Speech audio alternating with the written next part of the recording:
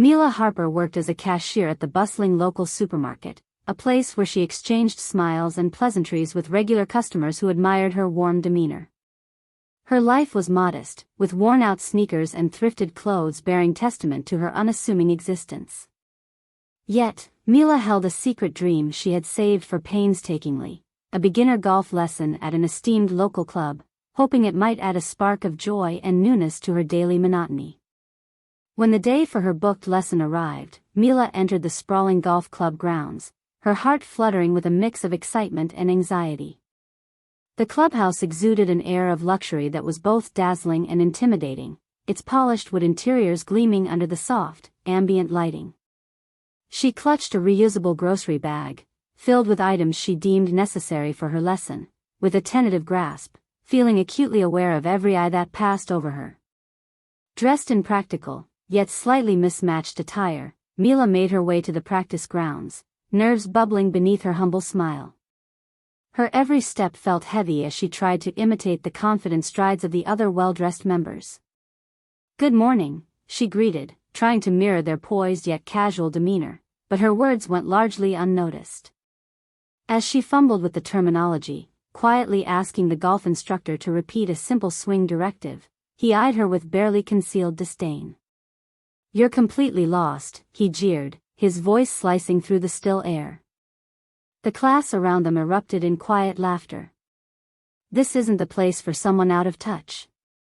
The laughter felt like barbed wires tightening around her heart. Mila stood frozen, her cheeks burning as the humiliation settled unmistakably around her.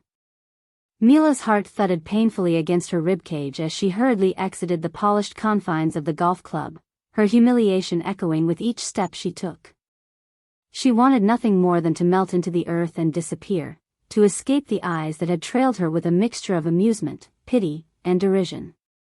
The laughter and jeering remarks from the instructor were compounded by the reactions of her fellow participants. Some of them had smirked openly, as if in agreement with the derision, while others had simply looked away, not wanting to be associated with either the cruelty or the victim. It was an unfamiliar and sharp blow to Mila's heart. She was not accustomed to feeling so utterly out of place. Out in the resplendent yet indifferent grounds of the club's exterior, she spotted a bench under a leafy oak tree and lowered herself onto it, her breath coming out in ragged gasps as if she had just run a marathon. In the cool shade, with birds chattering gently above, her mind slowly began to unravel the day's calamity. As Mila sat in despair, memories of the last several months coursed through her mind. She saw herself in those long supermarket aisles, stocking shelves after hours, focused intensely on her job to make each extra coin count. Long stretches of standing behind the cash register fusing indistinguishably together, punctuated only by the occasional friendly chat with a customer. She had skipped meals, occasionally even dinner, as she carefully rationed her earnings, eyeing the growing savings jar where she stashed money toward the golf lesson as if it were the Holy Grail. The goal of attending a golf lesson had seemed whimsical at first, a strange but genuine desire to try something outside of her usual world. She recalled her late father, a patient soul who had spoken of finding joy in the small things, of looking for new adventures, even within the mundane. He had been an advocate of trying new things, and among their last outings together, they'd watched a televised golf tournament, sitting side by side on their old, comfy couch. Fascinated by the sport's grace and precision, Mila had quietly vowed to herself to give it a try someday. Suddenly, a vision of her lean form putting a ball perfectly across the verdant grass filled her mind, and she had clung to that image during lonely shifts and on her walks home through twilight quiet streets. For her, learning golf had become more than just an exercise. It was a pathway to gaining confidence, to stepping out of the constrained box she had always inhabited. And yet, here she was, feeling smaller and more boxed in than ever. The feeling of rejection was a bitter pill, as was the cruel twist of being mocked for daring to dream outside her immediate reality. A group of club members walked past her, their conversation light and animated, fully immersed in their privileges, their laughter ringing across the manicured lawns like reveille, waking her from her reverie. Mila's eyes followed them. She wondered if it was so easy for them to fit in, to feel accepted and at ease, gliding effortlessly through life's opportunities without a second thought. Her thoughts swirled back to the laughter she had faced, the instructor's caustic ridicule singeing her dignity. She could feel the sting of tears prickling at the edges of her eyes, but she forced them back, refusing to cry in front of people who had deemed her unworthy. Her sorrow turned inward as she realized she hadn't just been humiliated. A part of her felt thoroughly defeated, a profound disappointment in herself. Why did she imagine she could navigate a world so different from the one she knew? The doubts threatened to consume her. Beneath the cooling foliage, her existential turmoil waged on, yet she recognized flickering moments of clarity interwoven with the shame. Should she allow such a judgment to dictate her worth and extinguish her ambitions? The instructor's dismissive words were brutal, but did they hold any real power over her intrinsic dreams, her sense of self-respect? As these thoughts dueled in her mind, Mila began to recognize a simmer of anger was replacing the sorrow, a rare and fiery determination. If life around her was intent on denying her simple dreams, then she needed to strengthen her resolve. To hide herself would grant power to those detractors, whose only sport was belittling the undeservedly weak for their own egotistic gain. As she finally stood, brushing imaginary dust from her thrifted jeans, Mila found within her a renewed purpose. The park bench had supported a woman overwhelmed by unforeseen cruelty. It now provisioned a person who would refuse to let an ego-ridden instructor define her self-worth. Determined to take back the stunned silence with which she had greeted his derision, Mila squared her shoulders, even in silent solitude, recognizing that this bench-held reflection was not an end but a beginning, a genesis to explore the very boundaries she had dared to touch today. One deep breath followed another as Mila walked away from the shade, towards the parking lot, her sneakered feet committing each weighted thought purposefully to the ground, each step affirming her decision to act anew. After a long, contemplative sit on the park bench, Mila decided she couldn't let the day end on such a sour note. The harsh words of the instructor still echoed in her mind, but they didn't sting as sharply now. They had evolved into something else, fuel for action. She rose with determination, brushing off any lingering traces of self-pity, and began to retrace her steps, this time with an air of quiet resolve. As she walked past the gleaming entrance of the golf club again, her eyes flicked over to a discreet side door used for maintenance and employee access. The door ajar, Mila heard faint voices emanating from within, muffled laughter mingled with snippets of conversation. Her curiosity piqued, she paused, angling her ear just enough to discern fragments of a troubling dialogue. "I can't believe he got away with it again," one voice noted wryly. It was low, with a tone that suggested familiarity with such incidents. "I'm not surprised. Seems nobody wants to step forward," another voice replied, laden with resignation. "He's been bullying beginners for ages, but they usually leave feeling too embarrassed to acknowledge it happened." Mila's heart tightened in solidarity for the unnamed victims these staff members were discussing, individuals who, like her, ventured into this world of manicured greens only to find their spirits trodden upon by someone entrusted with teaching and encouragement. The voices continued, unabated in their observations. "And did you see how they store those golf clubs? A disaster waiting to happen. They haven't been properly checked in years." It was the complaint about equipment that truly caught Mila's attention. She recalled her brief glimpse in the equipment room an hour earlier, dusty, age-worn clubs piled haphazardly, mixed with newer sets but all stacked in a way that screamed of negligence. The image crystallized in her mind as something else stirred, a vision of potential danger to other newcomers stepping onto the greens, not only facing humiliation but risks to their safety. It was this thought that prompted a plan to form in the back of her mind, a plan that grew louder and demanded action. With discreet care, Mila switched on her phone, filming the conversations as best as she could without being noticed, the voices serving as critical testimony to the negligence that lurked behind the club's pristine facade. Having captured enough evidence from afar, she slipped away, not stopping until she reached the now deserted equipment room. It was locked now, yet through a nearby window, she could still glimpse the disarray inside. She recorded this as well, narrating softly to document the hazardous conditions for potential viewers.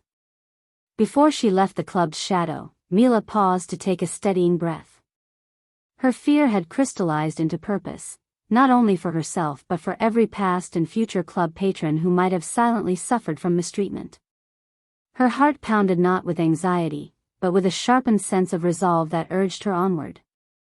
Walking past the gate to the street beyond, an unsought opportunity to make a real difference lay in her own pocket. She needed to share what she had seen and heard, not as an anonymous whisper but as a shout of truth. Seated in a local cafe, removed from the club's intimidating aura, Mila positioned her phone before her, her fingers flying nervously over the screen as she composed an email.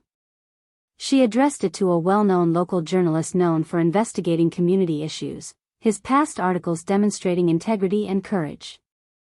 In her message, she included the videos and a detailed account of her own experience that day, explaining her embarrassment and her grave concerns about the ongoing hostile climate at the golf club. She finished the email with a plea for this to be investigated, not just for her sake but for those who might follow in her footsteps.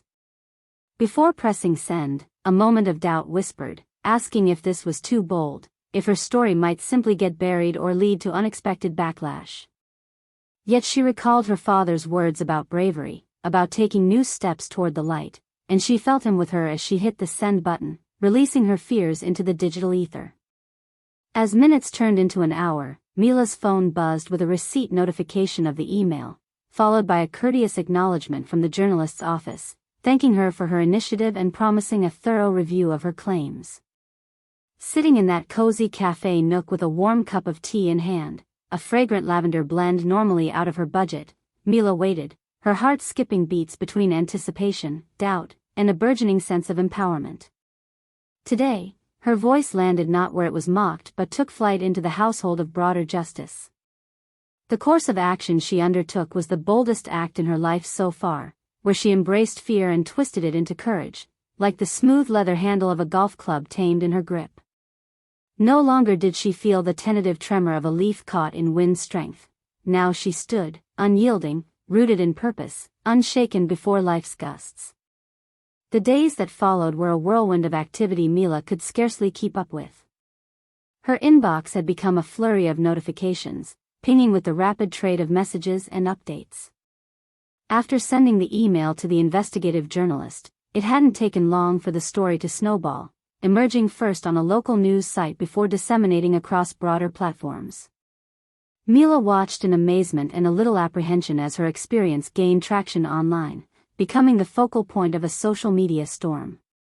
The headline flashed boldly, a beacon of her quiet struggle transformed into collective outrage. Cashier's humiliation at exclusive golf club exposes bigger issues. Threads and posts appeared under hashtags like #golfgate and #clubinclusivity, drawing in voices both supportive and venomous. Commenters poured empathy and anger into their keyboards, sharing similar tales of elitist environments where newcomers had often felt belittled, questioning why such spaces remained inaccessible to those outside the canned income brackets. The comments ranged from expressions of solidarity to outright disgust at the club's practices, with many echoing Mila's nerve to bring this issue into the light. Within a matter of days, the golf club's previously polished reputation began to tarnish under the media spotlight. Damage control tactics from the club included a hastily drafted statement, expressing regret for any offense caused and the promise of an internal review of their policies and staff conduct. They tried to soften the backlash with promises to evaluate the instructor's behavior and double down on safety protocols.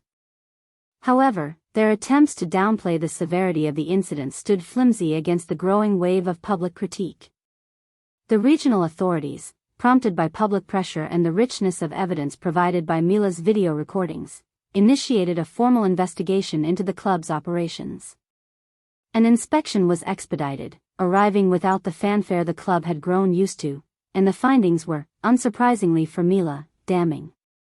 The inspectors uncovered multiple violations, some glaringly obvious. The negligence in maintaining safety standards particularly resonated with Mila's documented experiences. There were fines handed out for improperly stored equipment and penalties for not conducting regular workshops on sports safety.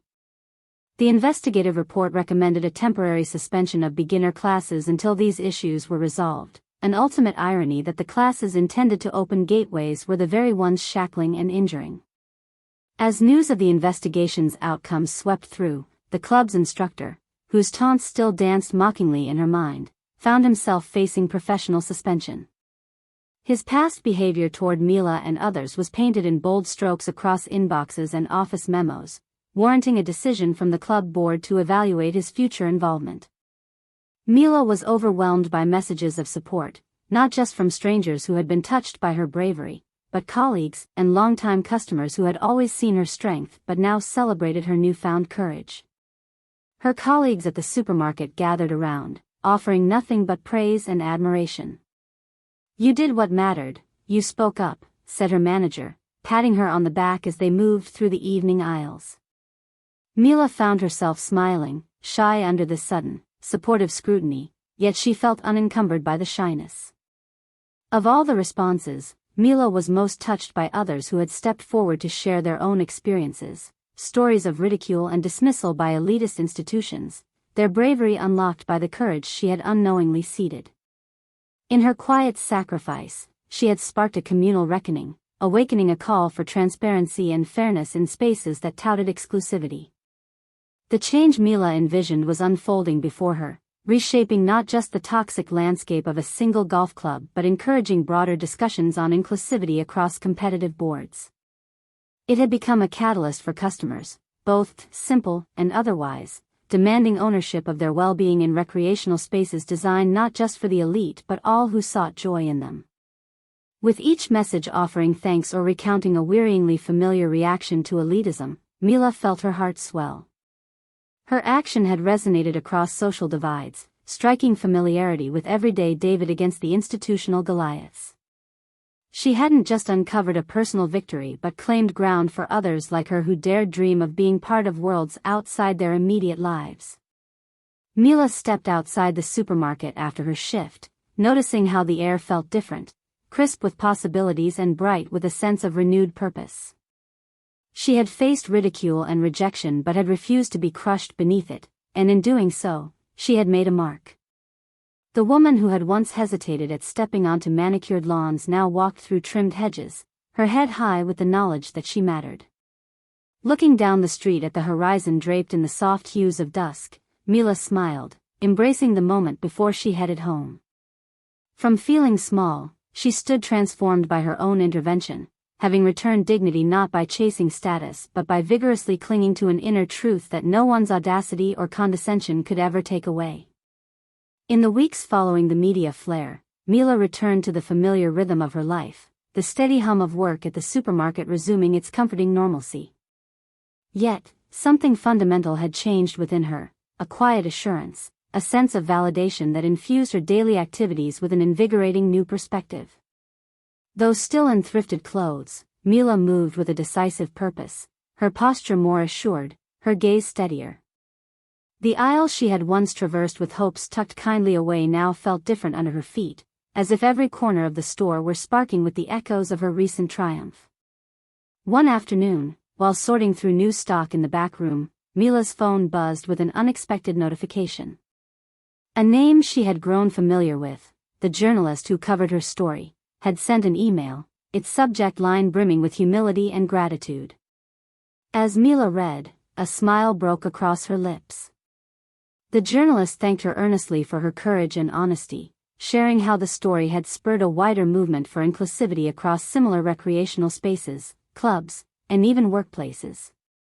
He mentioned an upcoming community event, rooted in promoting inclusivity and diversity, and extended an invitation for her to speak about her journey, her act of bravery and the transformations it ignited. Warmth flooded through her. The acknowledgement served not just as recognition of her efforts but a confirmation that her story held power beyond her isolated encounter. Though public speaking was as foreign a thought as golfing had once been, Mila felt drawn towards this opportunity to help others by standing as a testament to the change one voice can inspire. Days passed, bringing with them whispers and updates of an evolved golf club attempting to redeem its fallen grace. The management had committed to sweeping changes. New instructors trained in hospitality and inclusiveness, free lesson days aimed at inviting a broader audience, and transparency sessions on equipment safety. They wanted her back, offering complimentary lessons as a symbol of regret and a gesture toward reconciliation. Mila considered the offer for a moment, but it wasn't the allure of customized golf lessons that appealed to her now. She had already won something far greater, a reconnection to her sense of worth and possibility. Responding with a polite refusal, she acknowledged the effort but chose instead to continue on her present path of empowerment and integrity. While she appreciated their attempt at restitution, her journey now lay beyond those manicured greens. The world was expansive and full of those waiting for someone to speak for them. One evening, as the sun dipped low and set the sky faltering in hues of amber and rose, Mila found herself walking by the golf club. Its frontage had changed. Announcements of new policies signaled shifts that were both literal and metaphorical for an entity once perched firmly in tradition. Notices of community days and open houses marked how far her action had reached, instigating change seemingly impossible just a short time ago. Reflectively, Mila paused there, allowing the gentle breeze to carry the memories of that fateful day past her. The once daunting club no longer throttled her spirit. Instead, it stood as a testament to human resilience and transformative activism.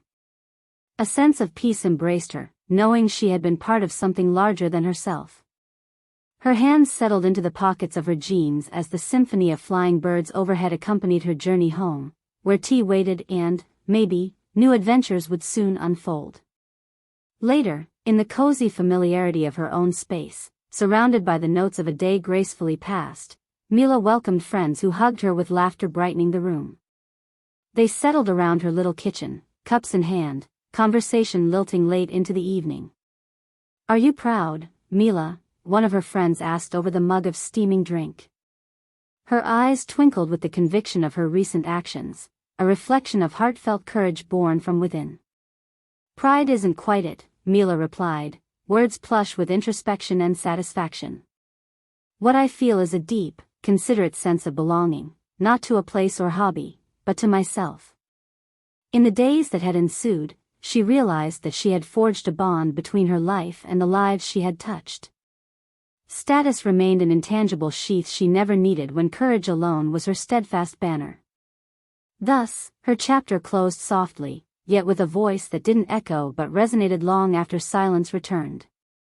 Mila Harper, no longer a mere cashier, but an undaunted beacon, whose simple, resplendent strength had haunted shadows and illuminated paths for herself and many others who learned to walk the lighted way she unknowingly paved.